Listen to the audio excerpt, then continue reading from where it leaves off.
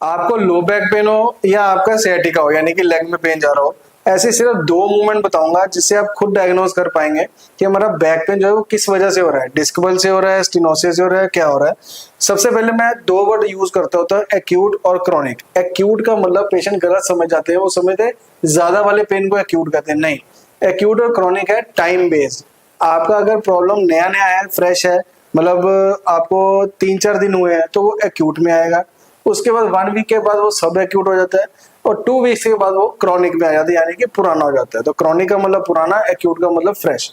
अब आपको दो मूवमेंट करनी है। सबसे पहले ऐसे आगे झुक के देखना है, हल्का सा हमने आगे को झुक के देखे, आगे झुके, हल्का ऐसे पेन आ गया एकदम से, तो ये मसल स्पाज्म का पेन है, स्लिप डिस्क का पेन है।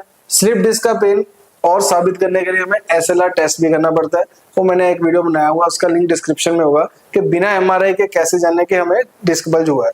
तो आप झुक रहे हो, पेन आ रहा है, तो हमारा यहाँ पे हो गया एक्यूट कंडीशन में, यानी कि नया नया आपको पेन, नया नया प्रॉब्लम आई है बैक में, तो हमने हल्का सा झुक के देखना है। एकदम से पेन आ गया तो मसल स्पाज्म, यानी कि आपने रिसेंटली कोई ऐसी एक्टिविटी की है जहाँ पे जिमिंग ज्यादा हो गई है, वॉकिंग ज्यादा हो गई है, खड़े ज्यादा रहने पड़ेगा, ट्रेवलिंग ज्यादा हो गई है, तो ये मसल स्पाज्म हो सकता है।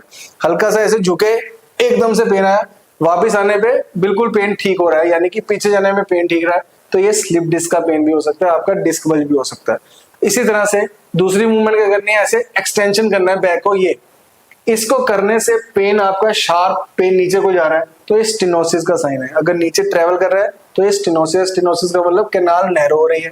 अगर ऐसे करने पे नॉर्मल बैक में पेन हो रहा है तो ये फेसेट आर्थ्रोपैथी या लिगामेंटम फ्लेमम हाइपरट्रोफी, ये सारी चीजें आपकी एमआरआई में मिलेंगी।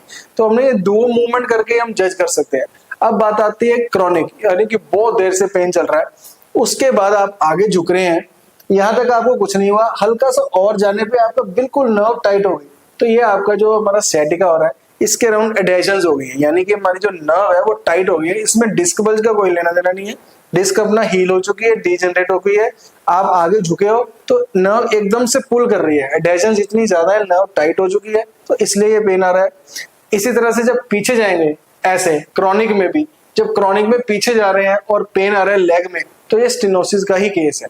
तो इसमें हमें जब भी आप क्रॉनिक या एक्यूट में जाओगे, एक्सटेंशन में आपको प्रॉब्लम आ रही है, तो ये हमारा क्रॉनिक पेन है, जो उसका रीजन होगा हमारा स्टिनोसिस और नैरोइंग ऑफ कैनाल, जिसको हम फोरामिनल कैनाल नैरोइंग या सेंट्रल कैनाल नैरोइंग, जिसमें डायमीटर कम होता है। तो ये दो मूवमेंट करके आप जज कर सकते हैं 50-60% कि हमें कौन सा पेन आ रहा है। बाकी जज करने के लिए तो हम है ही फिजियोथेरेपिस्ट या हमारे आपके डॉक्टर जो है ऑर्थोपेडिशियन, वो है ही। तो इस वीडियो को ज्यादा से लाइक कीजिए, शेयर कीजिए, सबके साथ शेयर कीजिए, ताकि उनके भी पता लगे कि हमारा बैक पेन हम किस तरह से हल्की सी दो मूवमेंट करके थोड़ा सा डायग्नोस कर सकते हैं। और इस चैनल को सब्सक्राइब जरूर कर लीजिए, क्योंकि इसका एक भी वीडियो मिस करने वाला नहीं है। लो बैक पेन सीरीज का सारे आपको 120 एपिसोड्स का जो लिंक होगा वो डिस्क्रिप्शन में मैं डाल दूंगा, वो जाके जरूर देख लीजिए। उसमें piriformis syndrome, stenosis, sciatica, low back pain, disc bulge, herniated disc, surgery, MRI, सब कुछ होगा, उसको जाके जरूर देख लीजिए। Have a nice day, take care of yourself.